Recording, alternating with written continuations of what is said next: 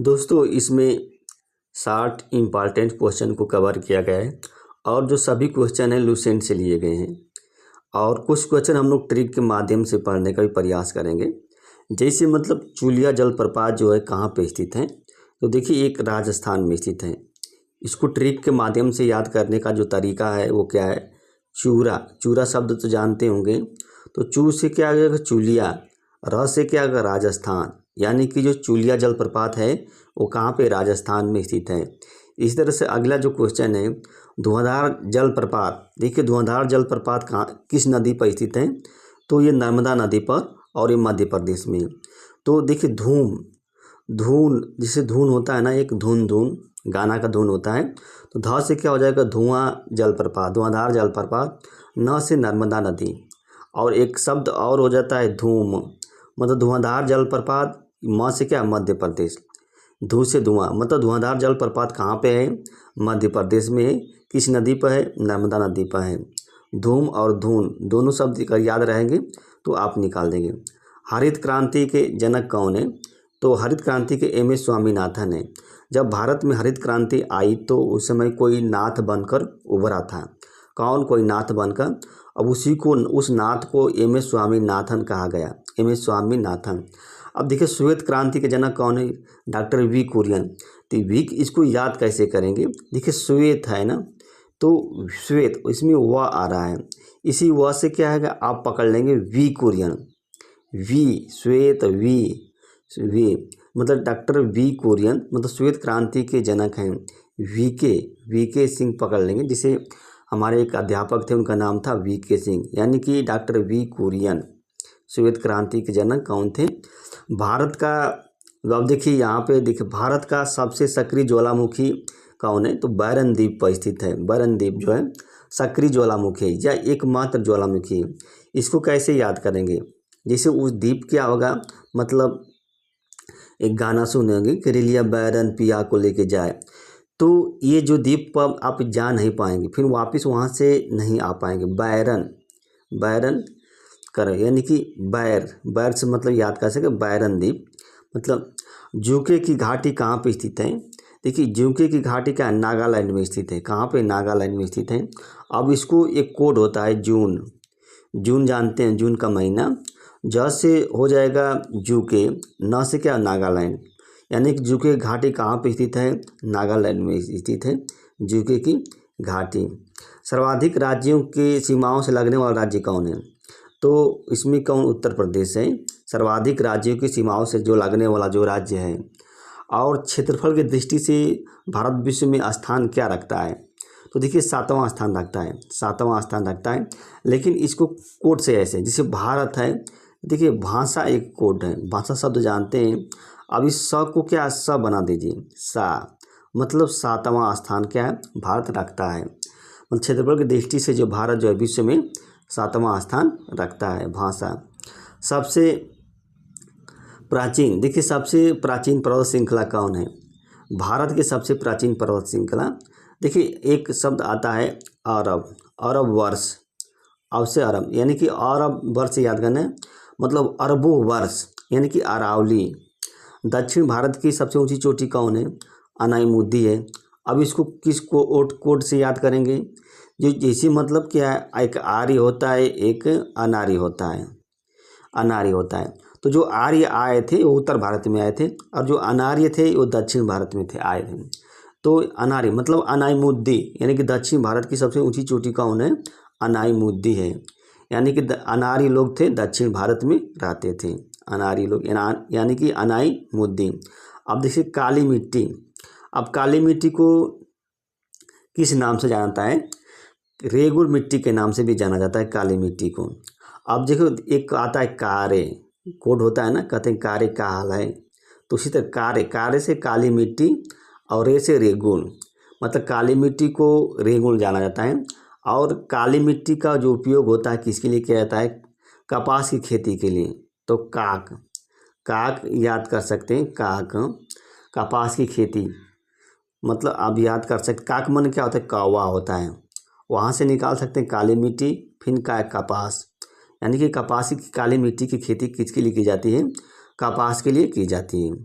फिर अगला क्वेश्चन देखते हैं, विश्व का सबसे बड़ा नदी द्वीप मांजुली द्वीप है जो कि असम में है। यानी कि जो नदी द्वीप बना होगा उसके चारों ओर क्या होगा, पानी होगा, ये द्वीप है, तो इसको क्या मज़ा आता होगा, यानी कि मज़ा आता होगा आपको। यानी कि मांजुली द्वीप है, मांजुली द्वीप। और मांजुली द्वीप कहाँ पे है, असम में है। ये ब्रह्मपुत्र नदी का जो ये जो द्वीप बनाई है वह ब्रह्मपुत्र नदी बनाई है। उसी तरह से भारत में जो सबसे पहले सूर्योदय कहाँ होता है, इसे एक डोमकच देखे होंगे, सुने होंगे, डोमकच नाच होता है या डोमकच। तो जो डोमकच नाच होता है ये सूर्योदय से पहले होता है, माने सूर्योदय से पहले। तो सूर्योदय सबसे पहले कहाँ होता है, अरुणाचल प्रदेश में, ये तो जान जाएंगे क्योंकि जो अरुणाचल प्रदेश है ये सबसे पूर्वी देश है, भारत का सबसे पूर्व में स्थित ये देश है अरुणाचल प्रदेश, अगर देशांतर के हिसाब से लेंगे तो। और डोंग घाटी जो उसी में है, यानी कि इस अरुणाचल प्रदेश में जो डोमकच नाच होता है सूर्योदय से पहले हो जाता है। यानी कि सूर्योदय से सबसे भारत में सबसे पहले जो सूर्योदय है वो डोंग घाटी में ही उत्पन्न होता है, वहाँ डोंग घाटी में होता है। और भारत की कर्क रेखा और भारत मानक रेखा एक दूसरे को काटती हैं। देखिए बघेलखंड पर काटती हैं, जैसे काबे कर्क मतलब काबे, बघेलखंड आप बस याद कर सकते हैं।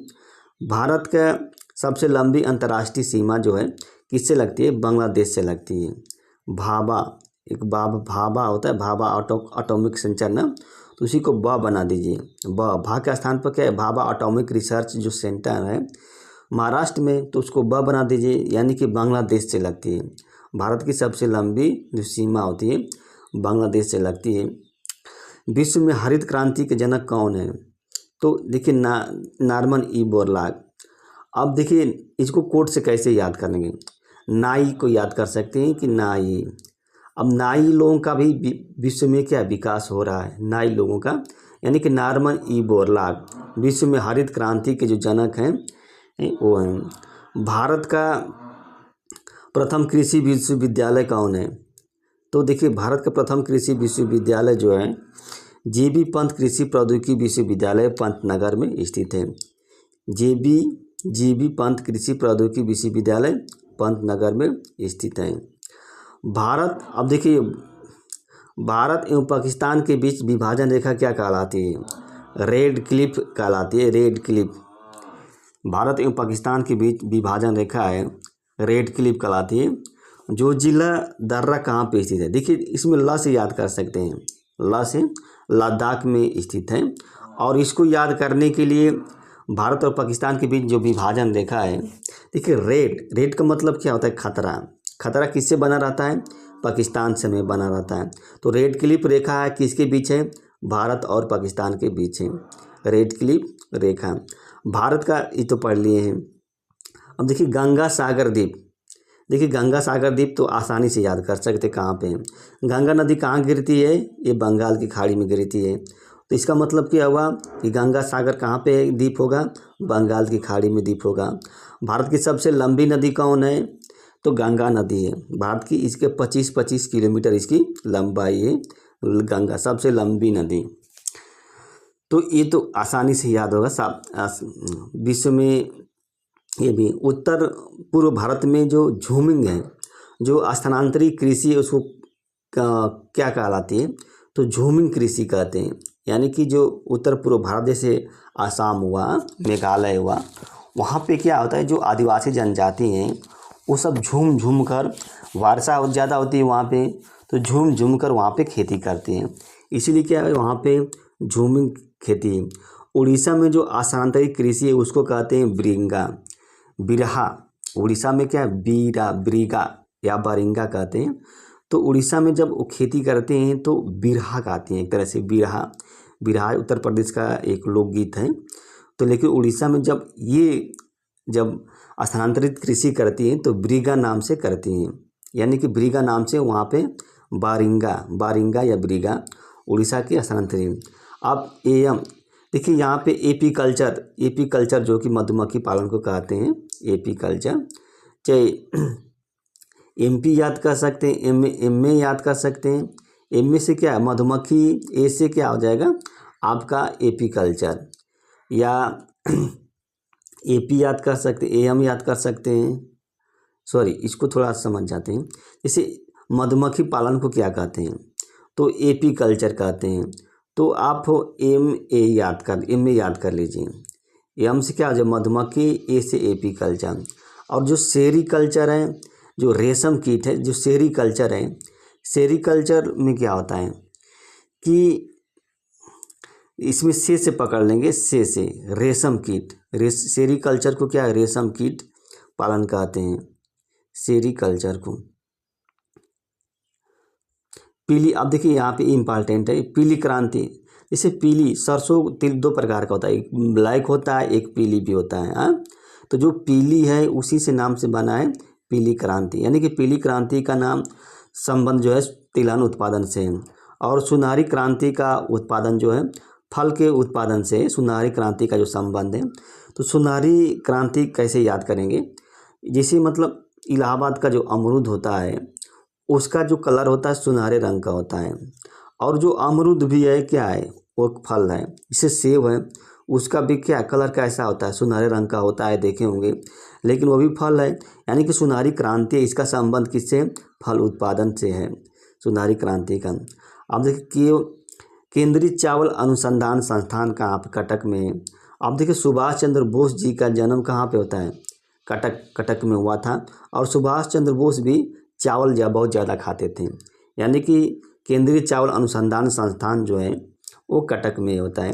और अगला कोड चाक बना सकते हैं, चाक, चावल अनुसंधान, चाक से भी याद, अगर चाक शब्द याद है तो आप पकड़ लेंगे। इसी तरह केंद्रीय गन्ना अनुसंधान, तो देखिए इसमें गाल भी याद कर सकते हैं, या गन्ना गाल होता है ना, यानी कि गन्ना अनुसंधान जो कहाँ पे है, तो ला से लखनऊ याद कर सकते हैं, केंद्रीय गन्ना अनुसंधान संस्थान। यहाँ पे आपको पकड़ना पड़ेगा, अनुसंधान संस्थान है कि शोध संस्थान, दोनों में अंतर हो जाता है। जैसे उत्तरी सह्याद्री प्रदेशों में,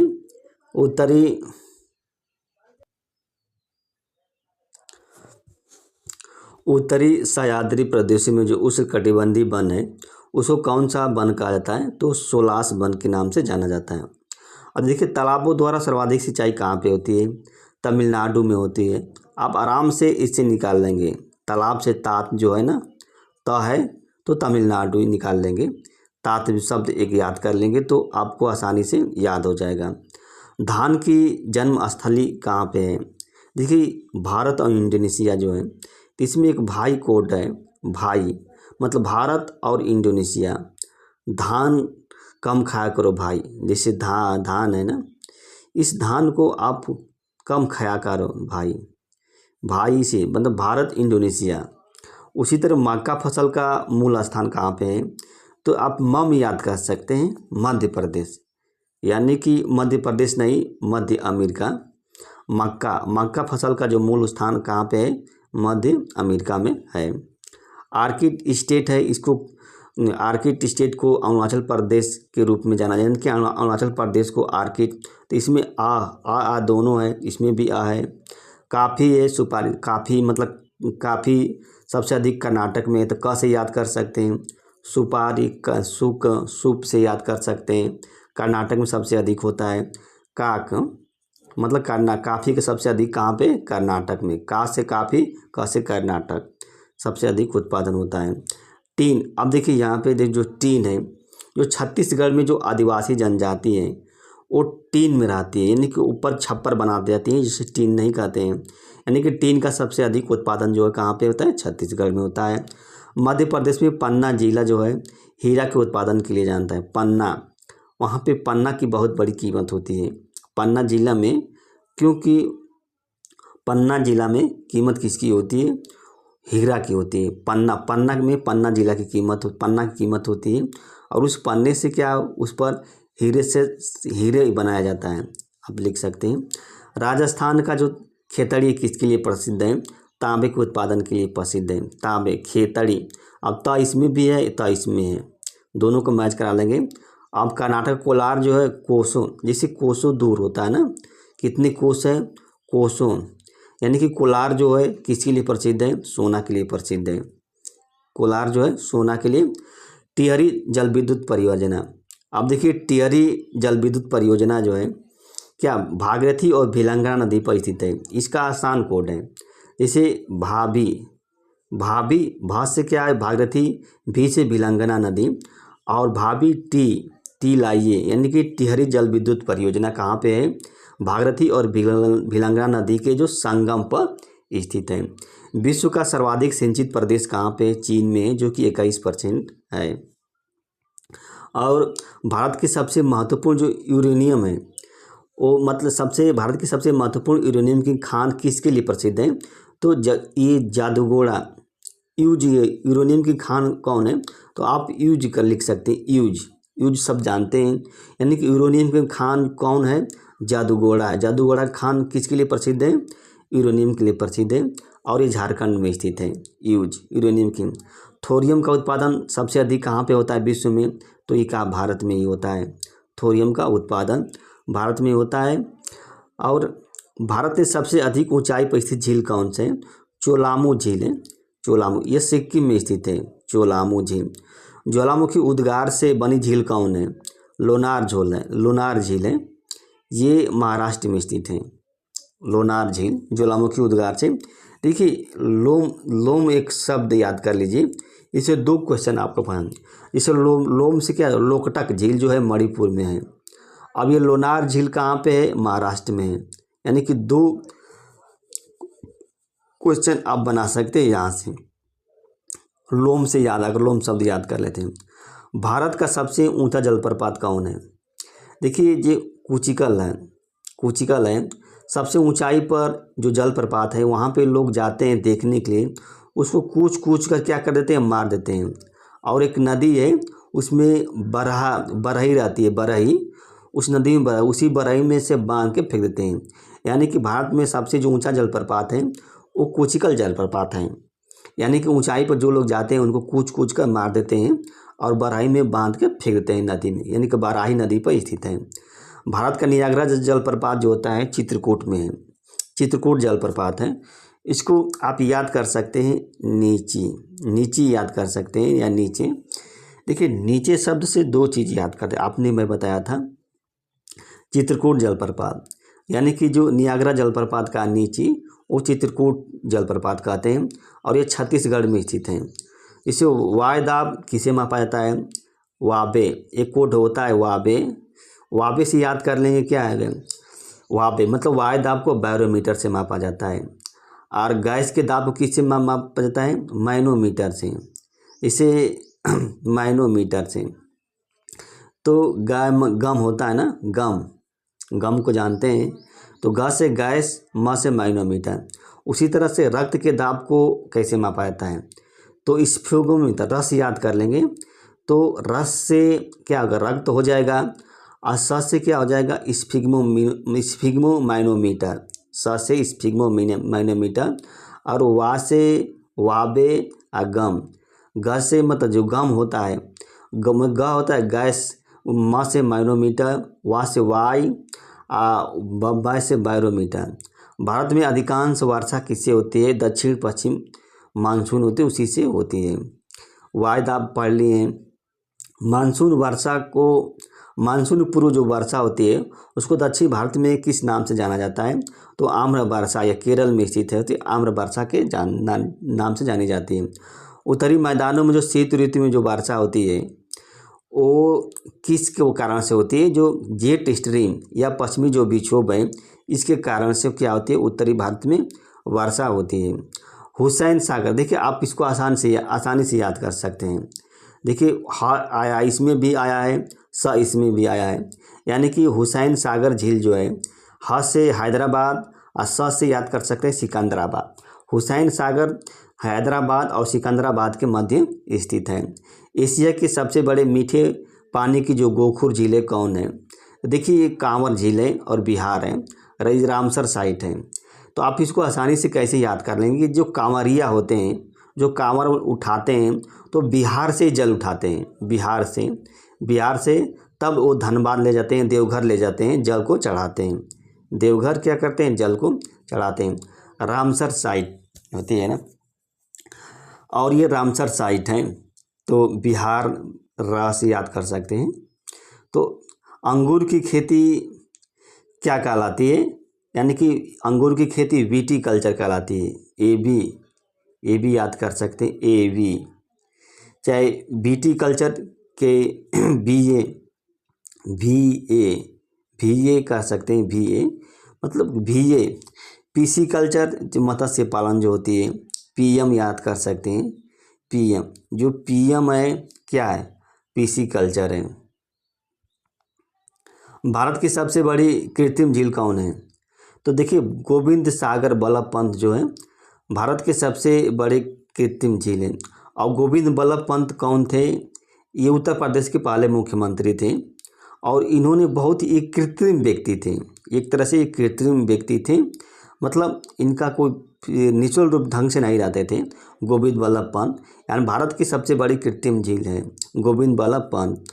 अधिक खारे पानी की झील कौन है? सबसे अधिक खारे पानी की, अब एक खास याद कर सकते हैं, खास शब्द होता है ना कि नहीं कहते हैं कि हमारे व्यक्ति क्या है, एक खास है।